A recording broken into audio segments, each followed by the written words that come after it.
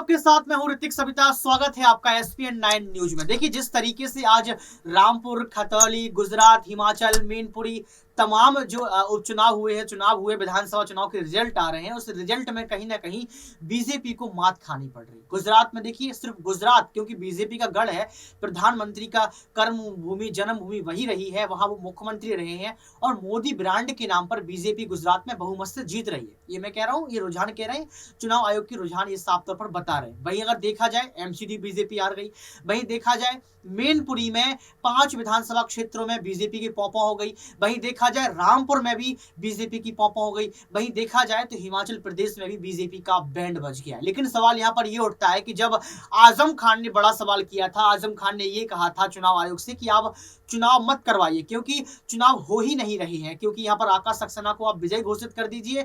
लगातार तानाशाही चल रही है, हमारे कार्यकर्ताओं को, हमारे नेताओं को यहाँ पर रामपुर में जो है चुनाव प्रचार नहीं करने दिया जा रहा है। तानाशाही लगातार चल रही है, पुलिस प्रशासन आकर घर से लोगों को उठा रहा है, मारपीट कर रहा है, वोटिंग नहीं डालने दिया जा रहा है। लगातार तमाम प्रश्न जो है आजम खान ने उठाए थे और आजम खान ने यह भी कहा था कि हमारा वोट क्यों छीन लिया साहब, एक वोट छीन लिया हमारा, हमने अगर हेट स्पीच दे दी तो हेट स्पीच किसने नहीं दी है। ये तमाम जो है खबरें आप तक हम पहुंचाते रहे। लेकिन आज ये तारीख जो 8 दिसंबर है, एक इतिहास रचने वाली तारीख है समाजवादी पार्टी के लिए, क्योंकि आकाश सक्सेना जो है रामपुर से बहुत पीछे चल रहे हैं। लेकिन जो आजम खान ने भविष्यवाणी की थी कि यहाँ पर चुनाव हो ही नहीं रहे हैं, लेकिन साफ तौर पर बूथ कैप्चरिंग हुई, साफ तौर पर प्रशासन ने महिलाओं पर लाठीचार्ज किया, साफ तौर पर रामपुर में प्रशासन ने लोगों के घर जाकर ये कहा कि आप वोट डालने मत जाइएगा। इसके बावजूद भी जितने वोट परसेंट रामपुर में डला, उसका वोट बैंक पूरा समाजवादी पार्टी के खेमे में चला गया और समाजवादी पार्टी यहाँ पर जीत दर्ज करती हुई नजर आ रही। लेकिन साफ तौर पर मैं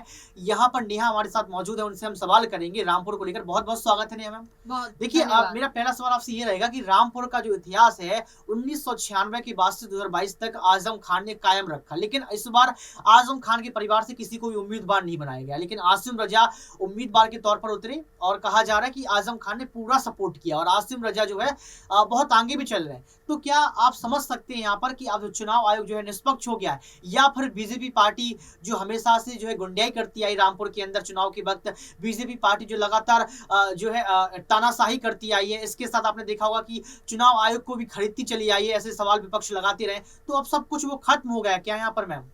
देखिए, रामपुर की बात अगर मैं करूं यहाँ पर ऋतिक, रामपुर में जैसे कि आपने जानकारी यहाँ पर दी है कि कितने समय से लेकर आजम खान का यहाँ दबदबा देखने को मिला है, लेकिन आज की तारीख में भी अगर मैं कहूँ तो आजम खान पर्दे के पीछे से चुनाव लड़ रहे थे। बस यूं समझ लीजिए कि उनकी एक पावर थी कि जिसको वो चला रहे थे यहाँ पर आसिम रजा को। लेकिन आसिम रजा जिस तरीके से आज यहाँ पर सक्सेना को पीछे छुड़ाते गए, उसको देखकर ये कहा जा सकता है कि कहीं ना कहीं आसिम रजा ने ये साबित कर दिखा दिया कि यहाँ पर सपा के अलावा कभी किसी का दबदबा नहीं देखने को मिल सकता, क्योंकि यहाँ पर पूरे चांसेस से इस बार भी बीजेपी की यहाँ पर बढ़त देखने को मिल सकती है। लेकिन कहीं ना कहीं बीजेपी की ये बढ़त उन पर ही भारी पड़ गई। यहाँ पर आकाश सक्सेना का उतारने का मतलब आप समझ रहे हैं, ये वही सक्सेना है जिन्होंने आजम खान की गिरफ्तारी की मांग की थी हेट स्पीच को लेकर। तो देखिए, यहाँ तो वो चाहते ही थे कि आजम खान यहाँ से हट जाए, लेकिन कहीं ना कहीं आकाश सक्सेना ने ये भूल गए थे कि आप यहाँ गलत दबदबा सोच रहे हैं। लेकिन आपने ध्यान दिया होगा नेहा, आपने जिक्र किया, अच्छी बात है, आपने ध्यान दिया होगा केशव प्रसाद मौर्य, योगी आदित्यनाथ जब रामपुर पहुंचे, रामपुर पहुंचने के बाद उन्होंने दावा किया था कि कमल खिलेगा, कमल नहीं खिल पाया, साइकिल दौड़ गई है। लेकिन आप ये देखिए, चाचा शिवपाल को योगी आदित्यनाथ ने पेंडुलम बोल दिया, फुटबॉल बोल दिया। इसके साथ साथ आपने देखा होगा कि चाचा शिवपाल की यहाँ पर सुरक्षा एजेंसी जो जेड सुरक्षा थी उसको कम कर दिया, बाईपर कर दिया गया। वहीं पर चाचा शिवपाल की गिरफ्तारी की तलवार अभी भी लटक रही है, अखिलेश यादव की गिरफ्तारी की तलवार लटक रही है।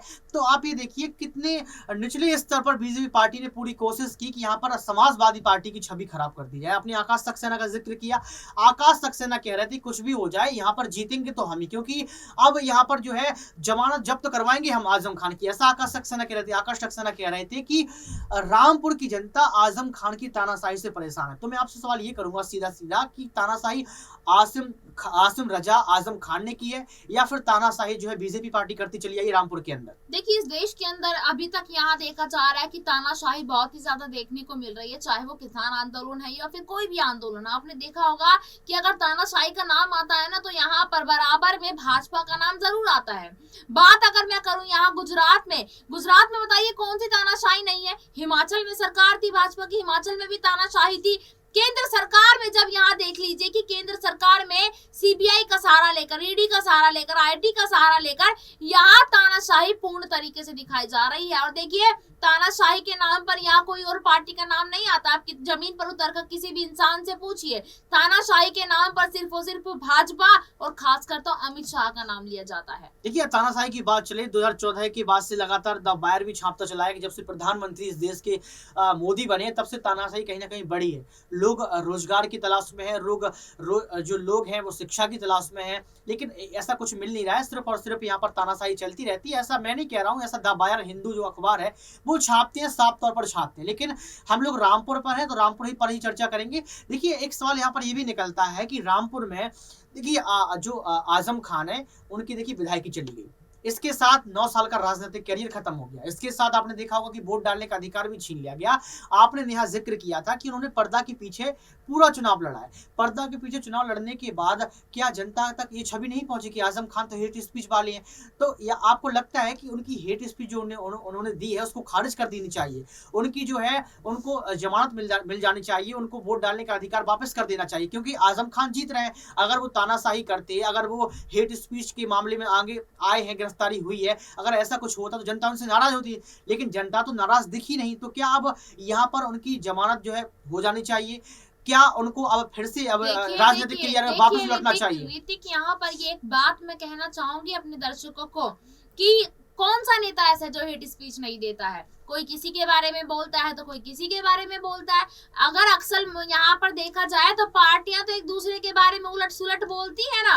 इसका मतलब तो यहाँ पर वो दोनों पार्टी के ऊपर कोई वो होनी चाहिए, यहाँ पर जरूर कोई एक्शन लेना चाहिए। यहाँ तो देखिए, यहाँ पर सबसे बड़ी जो गलती करी है चुनाव आयोग ने वो ये करी है कि आजम खान को यहाँ चुनाव देने के लिए रोक दिया गया है। उनकी विधायकी यहाँ पर खत्म कर दी गई है। देखिए, अगर वो गलत होती तो शायद आज वो यहाँ पर जीतते नजर नहीं आते। यानी कि आसिम रजा भी एक जो समझ लीजिए उनके शिष्य है। तो यहाँ पर चुनाव आयोग को समझने की जरूरत है। यूं ना हो कि आने वाले समय में लोग ये कहने लग जाए कि चुनाव आयोग भी बिक चुका है, ईवीएम की तरह चुनाव आयोग भी बिक चुका है। तो यहाँ चुनाव आयोग को ध्यान देने की जरूरत है कि आजम खान की विधायकी और उनकी वोट देने का अधिकार उनको वापस कर देना चाहिए। इसलिए भी वापस कर देना चाहिए क्योंकि जीत रहे हैं। अगर हारते, जनता नाराज होती तो यहाँ पर हार जाती, आसिम रजा हार जाते। लेकिन लगातार जो है वोटों का प्रतिशत देखा जाए तो लगातार जो रुझान आ रहा है उस रुझान में ये देखा जा रहा है कि आसिम रजा जीत रहे हैं। आकाश सक्सेना बहुत पीछे हैं। लेकिन अब जो आपने कहा कि पर्दा के पीछे पूरी राजनीति चल रही है, वो किस काम आएगी? क्या यहाँ पर जो है आजम खान की गिरफ्तारी की तलवार लटक रही थी वो वापस होगी, या फिर जो आजम खान की जो है यहाँ पर विधायकी छीन ली गई थी वो वापसी होगी, या फिर आजम खान जो राजनीतिक करियर खत्म हो गया था 9 साल का वो वापस होगा? ये सवाल उठ रहे हैं। लेकिन आज के लिए सिर्फ इतना ही। एक सवाल आपसे लेंगे जाते जाते कि आपको लगता है कि आजम खान का जो कुछ भी छीना गया वो सब कुछ वापस कर देना चाहिए? आखिर वोट डालने का अधिकार तो वापस कर ही देना चाहिए। कमेंट बॉक्स में जरूर बताएं। आज के लिए सिर्फ इतना ही। देखते रहिए SPN9 न्यूज।